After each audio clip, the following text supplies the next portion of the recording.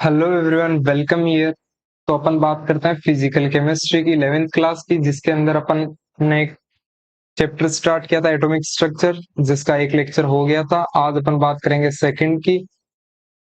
इसके अंदर भी कुछ बेसिक आइडियाज लेंगे अपन और आगे बढ़ेंगे। तो सबसे पहले अपन आज इसमें देखेंगे आइसोबार्स के बारे में, फिर आइसोटोन्स के बारे में, फिर आइसोस्टर्स एंड फिर लास्ट आइसो इलेक्ट्रॉनिक स्पीसीज और कैथोड रे एक्सपेरिमेंट के बारे में भी देखेंगे। और इसके अंदर एक छोटी सी टर्म होती है इससे रिलेटेड ही, आइसो डायपर्स, इसकी भी बात करेंगे। ठीक है, सो लेट्स स्टार्ट। सबसे पहले अपन बात करते हैं आइसोबार्स के। आइसोबार्स होते क्या है? आइसोबार्स वो स्पीसीज होती है जिनमें सेम एटॉमिक मास नंबर, मतलब जिनका मास नंबर तो सेम हो बट डिफरेंट एटॉमिक नंबर। मतलब कोई भी, जैसे ये एक एलिमेंट है एक्स, इसके अंदर ये यहाँ पे एटॉमिक नंबर होता है, यहाँ पे एटॉमिक मास होता है। तो जिनका कोई भी दो एटम होंगे अपने पास, उनका ये तो होना चाहिए डिफरेंट और ये होना चाहिए सेम। और अगर ऐसा होता है तो अपन उनको बोलते हैं आइसोडाइफर, सॉरी आइसोबार्स। अब बात करते हैं इसकी डेफिनेशन की। डेफिनेशन के अंदर अपन देखेंगे elements having same mass number, हाँ, but different atomic number. Atomic number different होने चाहिए और मास सेम होना चाहिए। अपन बात करते हैं एग्जाम्पल की। एग्जाम्पल में अपन सबसे पहले लेते हैं कार्बन 614 और नाइट्रोजन 714। अब इसके अंदर ऐसा मत सोचना कि कार्बन का तो 12 होता है, ये अपने लिए कार्बन का 14 वाला आइसोटोप, कार्बन 14 आइसोटोप। ठीक है। अब आइसोटोप्स क्या होते हैं वो अपने प्रीवियस लेक्चर के अंदर देखे थे, जिसका एटॉमिक नंबर सेम हो और मास नंबर, सॉरी, जिसका एटॉमिक नंबर डिफरेंट हो और एटॉमिक मास नंबर सेम हो। ठीक है, ये कार्बन का 14th वाला आइसोटोप। अब इनके अंदर देखना, यहाँ पे 6 है, यहाँ पे 7 है, दोनों का एटॉमिक नंबर क्या है? सेम है या डिफरेंट है? डिफरेंट है। और यहाँ पे इसका मास है 14 और नाइट्रोजन का मास भी 14 होता है। मास क्या है? सेम है। और अपन ने अभी बात की थी जिनका एटॉमिक मास नंबर सेम होता है और एटॉमिक नंबर डिफरेंट होता है, वो होते हैं आइसोबार्स। ठीक है, एक एग्जांपल और लेते हैं।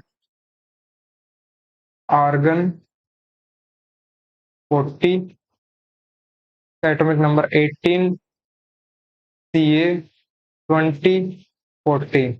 इसका इन दोनों का एटॉमिक नंबर क्या है? डिफरेंट। और मास क्या है? सेम। तो इनको भी अपन बोल सकते हैं ये क्या है? Iso bars. ठीक है, ये चीज क्लियर है। आइसोबार्स में क्या होता है? एटॉमिक नंबर होता है वो तो होता है डिफरेंट, और मास होता है वो होता है सेम। ये छोटी छोटी टर्म्स है, इनको ध्यान में रखना। अब बात करते हैं अपन आइसोटोन्स की। ठीक है, आइसोटोन्स वो होते हैं जिनके अंदर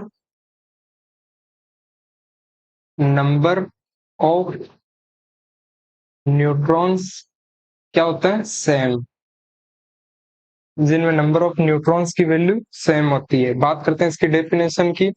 तो elements which having same number of neutrons, और न्यूट्रॉन्स किसी भी, ये कोई एक एलिमेंट है, ये जेड, ये इसका एटॉमिक मास। और एटॉमिक मास की वैल्यू क्या होती है? एटॉमिक मास किससे बनता है? प्रोटॉन प्लस न्यूट्रॉन से। ठीक है। और प्रोटॉन की वैल्यू क्या होती है? जेड के इक्वल। तो यहां से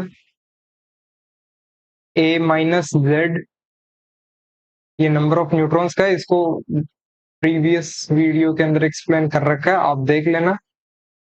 इज कॉल्ड आइसोटॉन्स। बात करते हैं इसके एग्जांपल्स के। एग्जांपल के अंदर सबसे अपन पहले बात करते हैं मैग्नीशियम और सोडियम। ठीक है, मैग्नीशियम, इसका एटॉमिक नंबर 12, मास इसका 24, 11, मास 23। अब बात करते हैं नंबर ऑफ न्यूट्रॉन।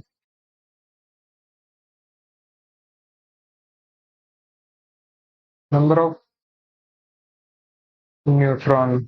ठीक है, नंबर ऑफ न्यूट्रॉन के अंदर क्या करेंगे? ए माइनस जेड, ए कितना है 24 माइनस 12 कितना होगा 12, 12 न्यूट्रॉन्स होंगे। इसमें कितना होगा ए माइनस जेड 23 माइनस 11, इसमें भी 12, दोनों सेम है, तो ये क्या हो जाएंगे एक दूसरे के आइसोटोन्स। ठीक है, एक एग्जांपल अपन और लेते हैं, अपन ले लेते हैं फ्लोरीन और ऑक्सीजन। ठीक है, 9, 19, 8,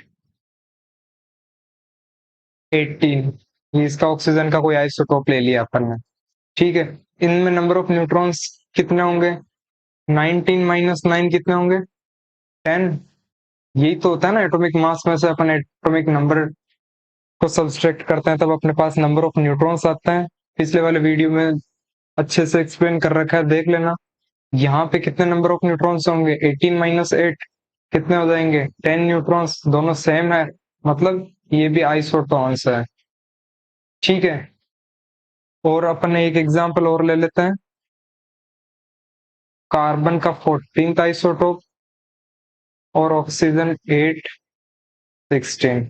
ठीक है, इसके अंदर नंबर ऑफ न्यूट्रॉन्स कितने होंगे 14 माइनस 6 8, 16 माइनस 8 8, दोनों सेम है, मतलब नंबर ऑफ न्यूट्रॉन सेम है, तो वो क्या होगा आइसोटॉन्स। क्लियर।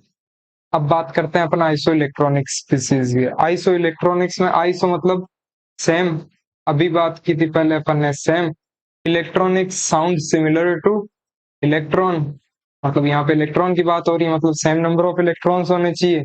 बात करते हैं इसकी डेफिनेशन की, सॉरी डेफिनेशन की।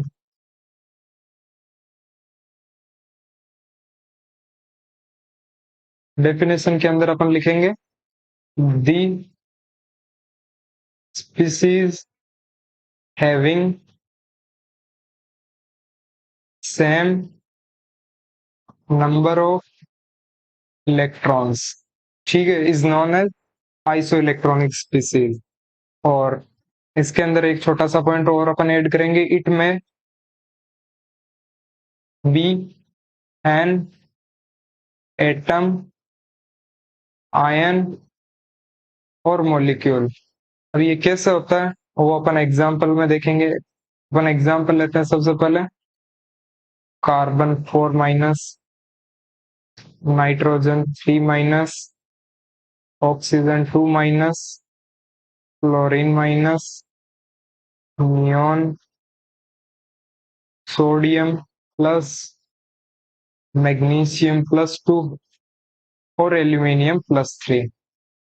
अब आइसो इलेक्ट्रॉनिक स्पीसीज क्या होती है जिनमें नंबर ऑफ इलेक्ट्रॉन्स क्या होते हैं सेम, तो अपन इन सब में काउंट करेंगे।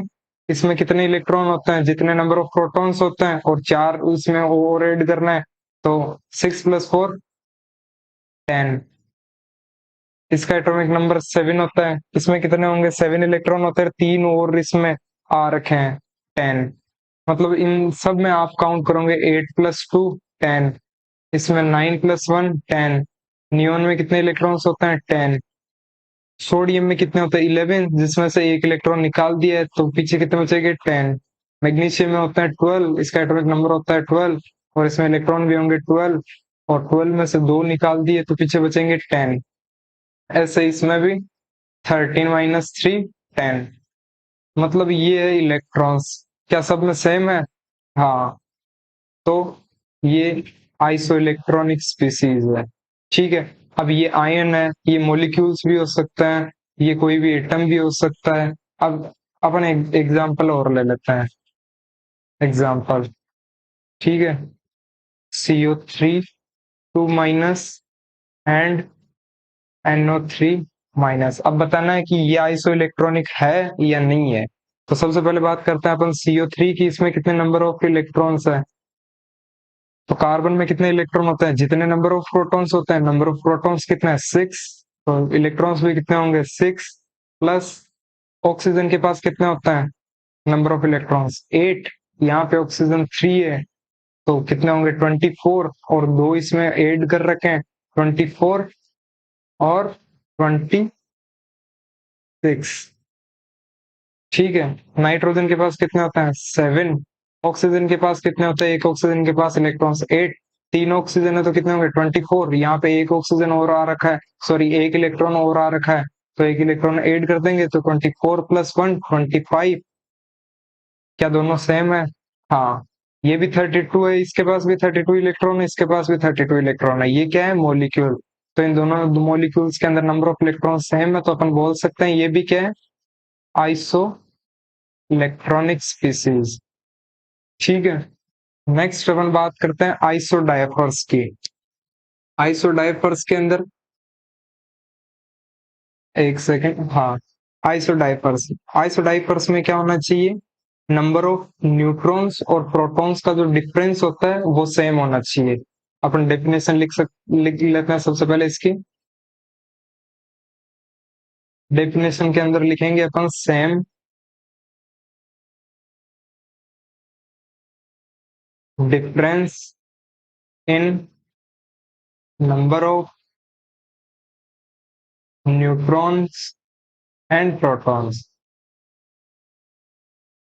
ठीक है, मतलब इसको अपन एग्जांपल से समझेंगे। अपने पास एक है एलिमेंट थोरियम, एक है यूरेनियम, इसका एटॉमिक नंबर है 90, इसका मास है 234।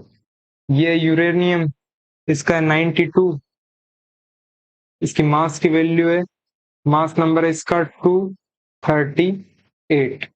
सबसे पहले अपन बात करते हैं number of neutrons in thorium. Number of neutrons in thorium. ठीक है, नंबर ऑफ न्यूट्रॉन्स कितने होंगे? नंबर ऑफ न्यूट्रॉन्स कैसे फाइंड करते थे अपन? न्यूट्रॉन्स ए माइनस जेड, तो यहाँ पे 234 माइनस 90, तो अपने पास आएगा 144। ठीक है, अब थोरियम की अपन बात करते हैं नंबर ऑफ प्रोटॉन्स की। नंबर ऑफ प्रोटॉन्स थोरियम में कितने आएंगे जिसका इतना एटॉमिक नंबर है? एटॉमिक नंबर कितना है? 90। तो number of protons in thorium कितना हो जाएगा? 90। अब बात करते हैं अपन यूरेनियम की। तो यूरेनियम में नंबर ऑफ न्यूट्रॉन्स कितने होंगे यूरेनियम में? वही same, A minus Z, atomic mass number minus atomic number, तो 238 माइनस 92, तो आएगा 144। ठीक है, सॉरी यहाँ पे यूरेनियम का आएगा, इसको अपन माइनस करेंगे तो 146। 146। प्रोटॉन्स कितने होंगे यूरेनियम में? जितना एटॉमिक नंबर है, एटॉमिक नंबर कितना है? 92। अब इन दोनों का डिफरेंस देख लो, 144 माइनस 90 कितना होता है? 54। इन दोनों का अपन डिफरेंस निकालेंगे तब भी यही आएगा, सेम 54। ये दोनों क्या है? सेम। और अपन ने अभी बात की थी इसकी आइसोडाइपर्स क्या होते हैं, जिनमें नंबर ऑफ न्यूट्रॉन्स और नंबर ऑफ प्रोटॉन्स का डिफरेंस होता है वो सेम होता है। ठीक है, क्लियर। अब अपन बात करते हैं आइसोस्टर्स की। अब इसके अंदर सबसे पहले बात करते हैं इसकी डेफिनेशन की। डेफिनेशन में अपन लिखेंगे species that are isoelectronic as well as consist the same number of atoms known as isosters। ठीक है, आइसोस्टर्स वो होते हैं जिनमें नंबर ऑफ एटम्स क्या होते हैं? सेम। ठीक है, जैसे ये मेरे पास कोई भी एक A2 मॉलिक्यूल दिया हुआ है, एक दिया हुआ है B2 मॉलिक्यूल्स। ठीक है, इन पे चार्ज दोनों पे सेम है मान लो। ठीक है, इस पे भी +1 है, इस पे भी +1 है। अब इन दोनों में नंबर ऑफ एटम्स कितने हैं? इसमें 2 एटम्स है, ए प्लस ए, इसमें भी 2 एटम्स है, ए और सॉरी बी और बी। तो दोनों में नंबर ऑफ एटम्स की वैल्यू सेम होती है, और जिनमें सेम होगी वो आपस में क्या होंगे, आइसोस्टर्स। सबसे पहले बात करते हैं इसमें एग्जाम्पल के। इसमें एग्जाम्पल में लेते हैं CH4 एंड NH4 पॉजिटिव। इसमें सबसे पहले बात करते हैं नंबर ऑफ इलेक्ट्रॉन्स की, क्योंकि क्या देखा था अपने डेफिनेशन में, आइसो इलेक्ट्रॉनिक भी होनी चाहिए और उसके साथ नंबर ऑफ एटम्स भी सेम होने चाहिए मॉलिक्यूल्स में, वही होते हैं आइसोस्टर्स। तो नंबर ऑफ इलेक्ट्रॉन्स कितने होंगे, यहाँ पे कार्बन, कार्बन के पास कितने होते हैं 6, हाइड्रोजन 4, 6 प्लस 4 10 इलेक्ट्रॉन्स, नाइट्रोजन के पास 7, 4, 7 प्लस 4 कितने होंगे 11, और एक इलेक्ट्रॉन इससे रिमूव हो गया है, तभी यहाँ पे प्लस आया है, प्लस साइन आया है। तो यहाँ पे भी 11 माइनस 1 10 इलेक्ट्रॉन्स, दोनों में नंबर ऑफ इलेक्ट्रॉन सेम है, मतलब ये आइसो इलेक्ट्रॉनिक है। अब बात करते हैं इसके अंदर नंबर ऑफ एटम्स की। तो एटम्स कितने हैं इस मॉलिक्यूल्स में, एक कार्बन का 4 हाइड्रोजन के, टोटल कितने हैं 5। एक नाइट्रोजन का 4 हाइड्रोजन के, टोटल कितने हैं 5। तो क्या ये अपन ने जो डेफिनेशन देखी थी उस प्रॉपर्टी को फॉलो करता है, आइसो इलेक्ट्रॉनिक भी है और साथ साथ नंबर ऑफ एटम्स भी सेम है। तो ये क्या होंगे एक दूसरे के आइसो स्टर्स। ठीक है, और अब यहाँ पे अपनी जितनी भी ये जो बेसिक टर्म्स थी वो कंप्लीट होती है। अब अपन बात करते हैं चैप्टर की। ठीक है, ये भी एटॉमिक स्ट्रक्चर का पार्ट था, ये बेसिक था। अब अपन चलते हैं कुछ एक्सपेरिमेंट्स पे। तो अपन बात करते हैं सबसे पहले कैथोड रे एक्सपेरिमेंट की। ठीक है, कैथोड रे एक्सपेरिमेंट में सबसे पहले अपन को लेनी होती है एक ग्लास ट्यूब। ये ग्लास ट्यूब, ठीक है। साइंटिस्ट ने क्या किया था, एक ग्लास ट्यूब ली थी, उसमें यहाँ पे लगा दिया था वैक्यूम पंप, वैक्यूम पंप, जिससे क्या हुआ, यहाँ पे अंदर कोई भी ये ग्लास ट्यूब थी, इसके अंदर जो कोई भी गैस वगैरह थी उसको बाहर निकालने के लिए, ठीक है, वैक्यूम पंप यूज किया उसने, ताकि अंदर का प्रेशर बहुत कम हो जाए। अब अपन ऐसा नहीं बोल सकते कि किसी भी गैस को अपन कंप्लीटली निकाल सकते हैं, कुछ ना कुछ तो रहेगा, लेकिन उसकी वैल्यू बहुत कम होएगी। 10⁻³ mm of Hg, इसके समथिंग होगी, ये प्रेशर की यूनिट होती है, और मतलब इसका अंदर का प्रेशर इतना कम होगा। और फिर उसने दो इलेक्ट्रोड्स लिए, जिसमें से एक को नाम दिया उसने कैथोड, दूसरा उसने लिया एनोड, ये एनोड। और उसने यहां से वायर से बैटरी कनेक्ट कर दी, वो भी हाई वोल्टेज की, हाई वोल्टेज। ठीक है, अब इसने जैसे ही स्विच ऑन किया, करंट पास किया, तो इसने क्या देखा कि यहां से कैथोड से कुछ रेज जा रही थी। ठीक है, अब वो जा रही थी स्ट्रेट लाइन में, स्ट्रेट लाइन का उसे कैसे पता चला, उसने यहाँ पे कोई ऑब्जेक्ट प्लेस कर दिया। ठीक है, और उस ऑब्जेक्ट की यहाँ पे शेडो क्रिएट हो रही थी। ठीक है, इस ऑब्जेक्ट की यहाँ पे नीचे है, और शेडो क्रिएट तभी हुई होगी जब ये स्ट्रेट लाइन पाथ में ट्रेवल कर रहे थे, यहाँ से जो कुछ भी निकल रहा था। क्यों, क्योंकि अगर वेव में होता तो ये यहाँ से चला जाता ना, शेडो क्यों बनती। ठीक है, ये स्ट्रेट लाइन में पाथ कर रहे थे, और यहाँ से कैथोड से निकल के एनोड की तरफ जा रहे थे, और यहाँ पे इसने क्या किया, एक फ्लोरोसेंट मटेरियल की कोटिंग कर दी, ZnS। ठीक है, उसकी कोटिंग कर दी, और उसने क्या देखा यहाँ पे कि जैसे ये जो कुछ भी ये यहाँ से ये रेज निकली थी, यहाँ पे आके टकराती है, तब एक ग्रीन ग्लो दिखाई दिया उस साइंटिस्ट को। ठीक है, जैसे वो यहाँ पे आके टकराई, और जो ये रेज नेगेटिव से पॉजिटिव की तरफ जा रही है, कैथोड से निकल के एनोड की तरफ जा रही है, ये क्या होता है, पार्टिकल्स होते हैं, ये इलेक्ट्रॉन्स होते हैं। कैसे होते हैं, क्यों होते हैं, वो अपन अभी बात करेंगे। एंड देन अगेन साइंटिस्ट ने क्या किया, सेम सिनेरियो क्रिएट किया, फिर से ये एक्सपेरिमेंट किया उसने। इसमें क्या किया उसने, फिर से हाई वोल्टेज की पावर दी, यहाँ से कैथोड से एनोड की तरफ रेज निकली। अब वो रेज जैसे ही यहाँ जा रही थी इस साइड, ठीक है, तो उसने क्या देखा, इसने यहाँ पे एक फैन फैन पुट कर दिया था बीच में इसके रास्ते में। तो जैसे ये इससे जाके टकराई, तो उसने क्या ऑब्जर्व किया, ये जो भी व्हील था ये रोटेट होने लग गया, ये मोशन में आ गया। मतलब इससे क्या होता है, इनकी कुछ ना कुछ काइनेटिक एनर्जी होती है। काइनेटिक एनर्जी का कैसे पता चला, कि इनका कुछ ना कुछ मास की वैल्यू होती है, तभी ये इससे टकराई और इसको मोशन में ले आई।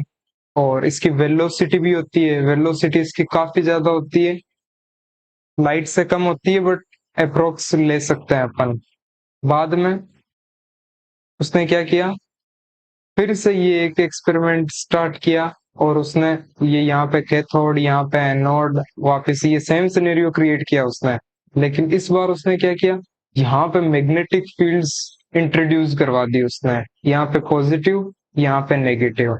तो उसने क्या देखा, जो ये यहाँ से रेज निकल रही थी कैथोड से एनोड की तरफ जा रही थी, ठीक है, वो एनोड की तरफ ना जाकर, एक सेकंड देना, एनोड की तरफ तो गई नहीं, बट इस साइड रोटेट होने लग गई पॉजिटिव की तरफ। ये जो भी रेस थी ना, ये पॉजिटिव प्लेट की तरफ, मैग्नेटिक फील्ड की तरफ रोटेट होने लग गई। इससे साइंटिस्ट को क्या पता चला, कि इनका कुछ ना कुछ ये नेगेटिव चार्ज कैरी करती है, तभी इस साइड रोटेट हुई। और जे जे थॉमसन ने ये एक्सपेरिमेंट किया था, तब इसका नाम क्या दिया था, कि ये जो भी ये नेगेटिव चार्ज कैरी करती है, नेगेटिवली चार्ज्ड रेज, और इनका नेचर क्या होता है, पार्टिकल नेचर। और इनको उसने नाम क्या दिया था, नेगेट्रॉन नाम दिया था उसने, क्योंकि इनका नेगेटिव वैल्यू होती है चार्ज की, तभी ये पॉजिटिव की तरफ रोटेट हुई। अगर पॉजिटिव होती तब ये नेगेटिव प्लेट की तरफ घूम जाती। ये तो दिया था जे जे थॉमसन ने। उसके बाद में स्टोन ने आके इसका नाम दिया था इलेक्ट्रॉन। ठीक है, तो इलेक्ट्रॉन की डिस्कवरी कैथोड रे एक्सपेरिमेंट से हुई थी। अब अपन बात करते हैं कुछ इसकी प्रॉपर्टीज की, प्रॉपर्टीज ऑफ कैथोड रेज। ठीक है, प्रॉपर्टी ऑफ कैथोड रेज के अंदर सबसे पहले अपन देखते हैं, these are travel in straight line, तभी वो शेडो बनी थी, अपन ने देखा था, as they cast shadow of object place in its path. ठीक है, इसकी अपन ने बात कर ली थी। सेकंड प्रॉपर्टी की अपन बात करते हैं, they produce a green glow when strike the glass wall। मतलब जो अपन ने ये एक्सपेरिमेंट देखा था, उसके अंदर अपन ने देखा था ना, यहाँ से कैथोड की तरफ से रेज जा रही थी, यहाँ पे अपन ने जेडएनएस की कोटिंग कर दी थी, यहाँ पे ग्रीन ग्लो हुआ था, एक फ्लोरोसेंस क्रिएट हुई थी। वो light is emitted when strike the zinc sulphide screen, जो ये यहाँ पे कोटिंग की थी, यहाँ से जब वो लाइट आई, मतलब जो इलेक्ट्रॉन्स आए, रेज आई, ये टकराई, तब ग्रीन ग्लो हुआ, ये जेडनस से स्ट्राइक की तब। थर्ड प्रॉपर्टी की अपन बात करते हैं, they are deflected by electric and magnetic fields. बात की थी अपन ने अभी, when they are passed between two electrically charged plates. अभी जस्ट पीछे वाली स्लाइड के अपन ने बात की थी, कि जो ये यहाँ पे इलेक्ट्रिक फील्ड इंट्रोड्यूस कर दी साइंटिस्ट ने, तब उसने क्या देखा, कि यहाँ पे पॉजिटिव इलेक्ट्रिक फील्ड, वो सॉरी पॉजिटिव मैग्नेटिक फील्ड थी, यहाँ पे नेगेटिव मैग्नेटिक फील्ड थी। तो जो ये रेज थी, ये पॉजिटिव की तरफ रोटेट होने लग गई थी। These are deflected towards positively charged plate. ठीक है, बात की थी अपन ने, it shows that cathode rays carry negative charge, जिसको नेगेट्रॉन नाम दिया था। उसके बाद स्टोनी ने उसका नाम दिया था इलेक्ट्रॉन। बात करते हैं फोर्थ पॉइंट की, they possess they possess kinetic energy. तभी वो फैन रोटेट हुआ था, वो देखा था अपन ने कि कुछ ना कुछ मास की वैल्यू थी, और कुछ ना कुछ उसकी वेलोसिटी थी। तो ये लिखा हुआ है यहाँ पे, it is shown by experiment that when a small pin wheel is placed in their path, वो अपन ने व्हील रख दिया था उसके पाथ में, तब उसकी ब्लेड्स क्या करने लग गई थी, मोशन। ठीक है, इससे क्या पता चलता है, cathode raise consist of material, particle nature की होती है, और उसके कुछ ना कुछ पार्टिकल होगा तो उसकी मास होगा और वेलोसिटी होगी। ठीक है, तो ये यहाँ पे कैथोड रे का लास्ट पॉइंट देखते हैं अपन, जो कि सबसे इंपॉर्टेंट भी है, फिफ्थ पॉइंट। इसके अंदर बात करेंगे, दीज आर इंडिपेंडेंट ऑफ, ये किस किस चीज पे डिपेंड नहीं करते, ये मटेरियल ऑफ इलेक्ट्रोड पे डिपेंड नहीं करती, इसकी अपन बात आगे करेंगे, और ये नेचर ऑफ गैस पे भी डिपेंड नहीं करते। ये इंपॉर्टेंट पॉइंट है। कैथोड रेज होती है, these are independent of material of electrode and nature of gas, ना ही गैस के नेचर पे डिपेंड करती है, ना ही इलेक्ट्रोड का अपन ने मटेरियल किसी चीज का लिया हो, कोई से भी मेटल का लिया हो, उस पर डिपेंड करती है। अब बात करते हैं अपन कुछ क्वेश्चंस के। क्वेश्चंस के अंदर सबसे पहले अपने पास क्वेश्चन है, which of the following pair is आइसोडायफर्स। ठीक है, और आइसोडायफर्स अपन को पता है, आइसोडायफर्स क्या होते हैं, जिनमें same difference in number of protons and electrons, proton और sorry proton and neutrons, proton और न्यूट्रॉन्स का डिफरेंस क्या हो, सेम। तो इन सब को अपन को चेक करना है, ये आप कर लेना, इन सब के क्या क्या वैल्यू आती है। मैं इसका डायरेक्ट आंसर बता रहा हूं, इसका आंसर होगा थर्ड।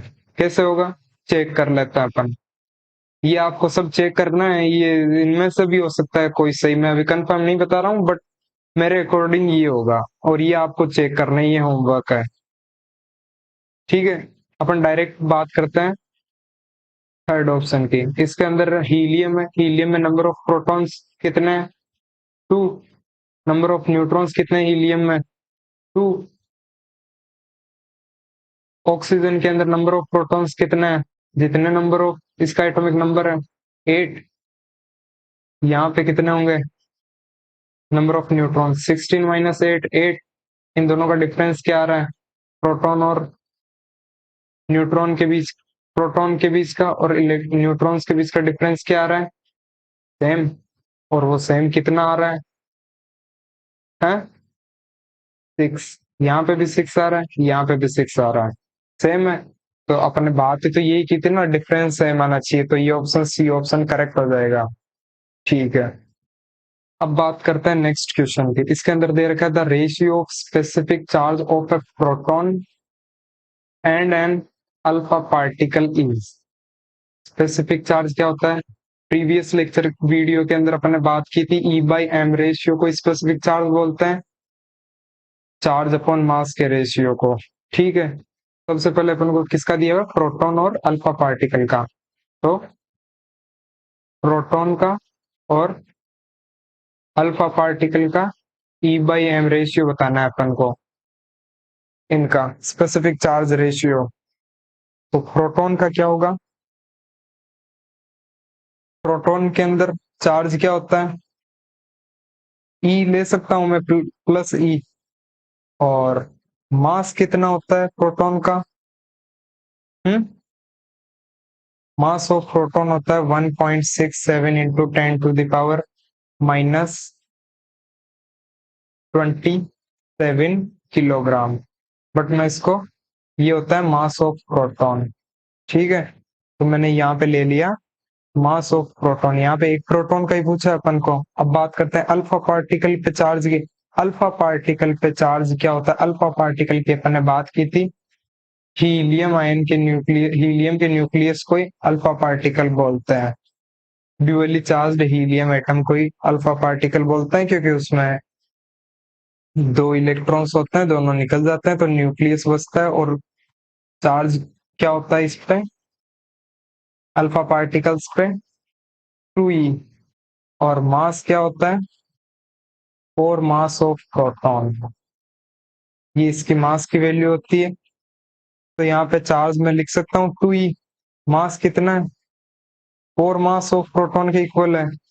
ठीक है, ई से ई कैंसिल, मास ऑफ प्रोटॉन से मास ऑफ प्रोटॉन कैंसिल, तो यहाँ पे ये 2 है, ये 4 है, ये भी 1/2, यहाँ पे ऐसे आ जाएगी 1/2, सॉरी 1/1/2, ठीक है। तो ये 2 ऊपर चला जाएगा, तो इसका रेशियो क्या आ जाएगा, 2:1। फर्स्ट ऑप्शन करेक्ट है, ठीक है। बात करते हैं लास्ट क्वेश्चन की। Cathode rays experiment shown for the first time of atom has, cathode ray experiment के अंदर अपन ने क्या देखा था, नेगेटिवली चार्ज्ड पार्टिकल्स होते हैं वो कैथोड से एनोड की ओर जाते हैं, जिनको अपन ने नेगेट्रॉन नाम, अपन ने क्या, जे थॉमसन ने नेगेट्रॉन नाम दिया था, बट लेटर ऑन स्टोनी आया, उसने क्या नाम दिया था उनको, इलेक्ट्रॉन। तो इलेक्ट्रॉन की डिस्कवरी किससे हुई थी, कैथोड रे एक्सपेरिमेंट से। सबसे पहले इलेक्ट्रॉन को किस एक्सपेरिमेंट में देखा गया, कैथोड रे एक्सपेरिमेंट में। तो यहाँ पे ऑप्शन ए करेक्ट, इलेक्ट्रॉन्स, ठीक है। तो यहाँ पे होता है खत्म आज की क्लास, एंड थैंक यू। अब बात करते हैं अपन नेक्स्ट क्लास में, जिसमें अपन आगे बात करेंगे एनोड रेज एक्सपेरिमेंट की और रदरफोर्ड की, और रदरफोर्ड ने जो भी कुछ कैलकुलेशन दी थी, radius of nucleus, volume of nucleus, density of nucleus, उन सब की बात करेंगे। तब तक के लिए थैंक यू।